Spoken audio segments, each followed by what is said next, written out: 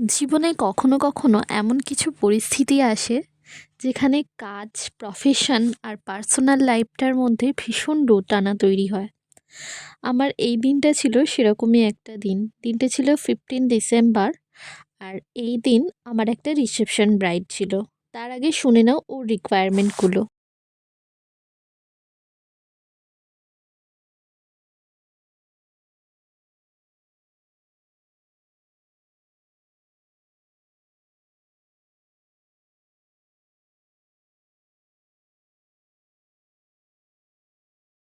তো ওর কাছ থেকে ওর কি রিকোয়ারমেন্ট আছে সেগুলো শুনেই নিলে পুরোটাও আমার উপরেই ছেড়ে দিয়েছে।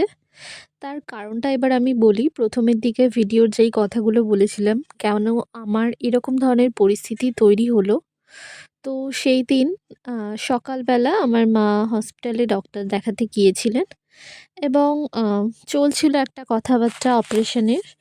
তো তার আগেই মাকে অ্যাডমিট করে নেওয়া হয়েছিল। তার কারণটা ছিল মায়ের হচ্ছে হিমোগ্লোবিন একদমই ভীষণই কম ছিল। আর একটু দেরি হলে মায়ের যেকোনো কিছু যা খুশি হয়ে যেতে পারত। তো সেই সময় মাকে হসপিটালে অ্যাডমিট করে নিয়েছিল। আমরা শুধু জানতাম ডক্টর দেখাতে যাবে, তাই আমি সেদিন যেতে পারিনি, দিদি গিয়েছিল মায়ের সাথে। আর তারপর থেকে আমার সত্যি কাজে আসার একটুকুও ইচ্ছা করছিল না। আমি মানে ভেবেই পাচ্ছিলাম না কি করব না করব। তারপরেও সবাই আমাকে বলল যে, "চলে যা, কাজেই তো যাচ্ছিস, আমরা সবাই আছি, সামলে নেব ঠিক।" তো সেদিন ওর কাছে চলে গিয়েছিলাম। তারপর ওকে আমি আগে থেকে চিনতাম, ও আমার স্কুলেই পড়তো। বাট যেহেতু ও আমাকে সেভাবে চিনতে পারেনি, ওর ফটো দেখেছিলাম আমি। জাস্ট ১৫ দিন আগে ওর বুকিংটা হয়েছিল। ওর হাসব্যান্ডের বন্ধু বুকিংটা করে দিয়েছিল। তো ওর ফটো দেখে আমি চিনতে পেরেছি, বাট ও আমাকে সেভাবে হয়তো চিনতে পারেনি। তাই আমি যখন গিয়েছিলাম ও একদমই চমকে গেছিল।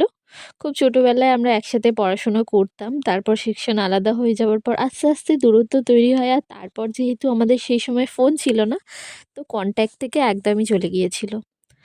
তো তারপর আবারও রিসেপশনে দেখা হলো। তো ফার্স্টে ওর বরকে বলছিল আমি কার কাছে সাজবো, আমি তাকে দেখিনি, আনকমফোর্টেবল লাগছে। বাট আমাকে দেখেও কিন্তু অনেকটাই কমফোর্টেবল ফিল করলো। তো অনেক কথা হলো ওর সাথে আমার। ছোটবেলার কথাগুলো অনেক মনে পড়ে যাচ্ছিল। তো ছোটবেলায় আমি আঙুলটা আমার বাঁ হাতের বুড়ো আঙুলটা বেঁকিয়ে পুরো ঠেকাতে পারতাম হাতের কবজি অবধি। তো রিস্ট অবধি আর কি। যাই হোক, তো সেই জিনিসটাও আমাকে দেখাতে বলছিল, বাট সেদিন দেখাতে পারিনি। তারপরে আরও একটা কাজ ওর বাড়িতে ছিল ওর বোনের মেকআপ করানোর। তো সেইদিন ওই কাজটা মানে ওই জিনিসটা ওকে দেখিয়েছিলাম। ও খুব এক্সাইটেড ছিল। আর আমাকে নিয়ে কিন্তু ও ভীষণ সব বন্ধুদের মধ্যে খুব মানে গর্ব করতো। সেই সময়গুলোই আলাদা ছিল। বাট যেই দিনটা আমি ওর কাছে গেছিলাম সত্যি করে ভীষণ টেনশনে কাজ করেছি। জানি না কতটা কি হয়েছে। যদি কিছু ভুল হয়ে থাকে তোমরা অ্যাডজাস্ট করে নিও। ও কিন্তু আমার কাজটা খুব অ্যাপ্রিশিয়েট করেছে। আমি যেভাবেই করেছি ওর পছন্দ হয়েছে। তো ফাইনাল লুকটা দেখে তোমরা অবশ্যই জানিও। খুব তাড়াহুড়োর মধ্যে একটা কাজ করেছি ভীষণ মাথায় টেনশন রেখে। তার মধ্যেও একটু আধটু কথা ছিল, যেখানে একটু আধটু হয়তো আমাকে হাসতে দেখেছো, যেহেতু অনেক দিনের পুরনো বন্ধু আর অনেক বছর বাদে ওর সাথে আমার দেখা হয়েছে। তো সেখানে একটু আধটু কথা ওইভাবেই হচ্ছিল। তো শেষমেশ পুরো লুকটা কেমন হলো জানিও। ওর চুলটা কিন্তু বিশাল বড় একটা চুল ছিল।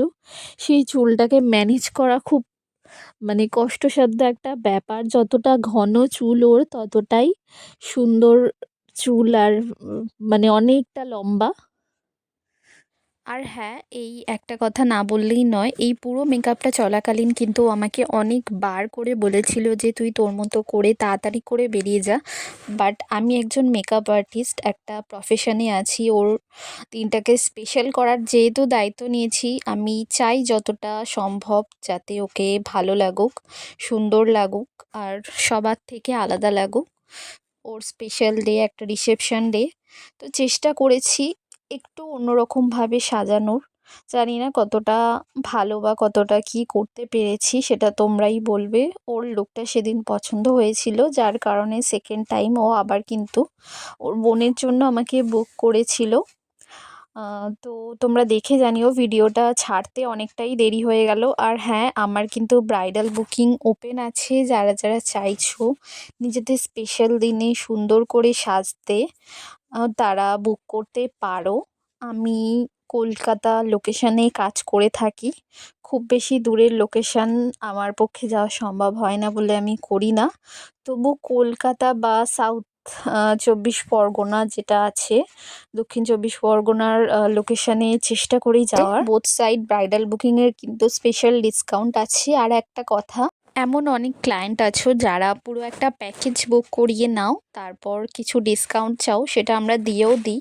যেহেতু পুরো প্যাকেজ বুক করছো, তারপর হঠাৎ তোমাদের মনে হয় যে একদিন এই লুকটা আর করব না, তো সেই লুকটার পেমেন্টও আমরা পাই না, কিন্তু ডিসকাউন্টটা আমাদের কিন্তু সেরকমভাবে চলে যায়। যেহেতু পুরো লুকটা হবে কথা, মানে তোমরা দাও, তো সেই জিনিসটা কিন্তু করো না। এই কদিন সাজবে বলে এতটা করে ডিসকাউন্ট নিয়ে তারপর সেই প্রত্যেকটা, মানে যে কদিন সাজার জন্য তোমরা বুক করেছিলে সেই দিনগুলো প্রপার সাজো না, সেক্ষেত্রে কিন্তু আমাদের অনেকটাই লস যায়। কোনো মিথ্যে কথা বলে, মিথ্যের আশ্রয় নিয়ে কিন্তু কখনো বুক করো না।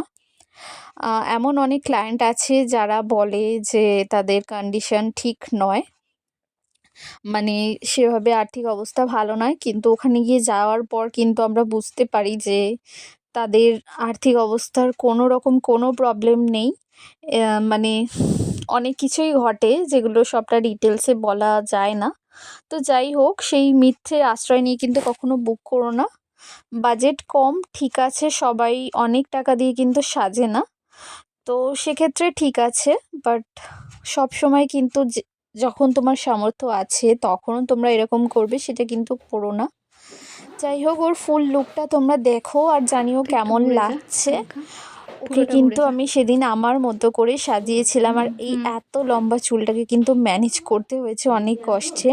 মাথায় ভীষণ রকম টেনশনের এই যে এত মধ্যে দিয়েও এই চুলটাকে ম্যানেজ করেছি। ওর মুখে রিভিউটা শুনে নাও। আর এ হচ্ছে সেই ছেলেবেলার বন্ধু আমার, যার সাথে বহু বছর কোনো কানেকশন নেই, আবার এখানে এসে জানতে পেরেছি ওকেই আমাকে সাজাতে হবে।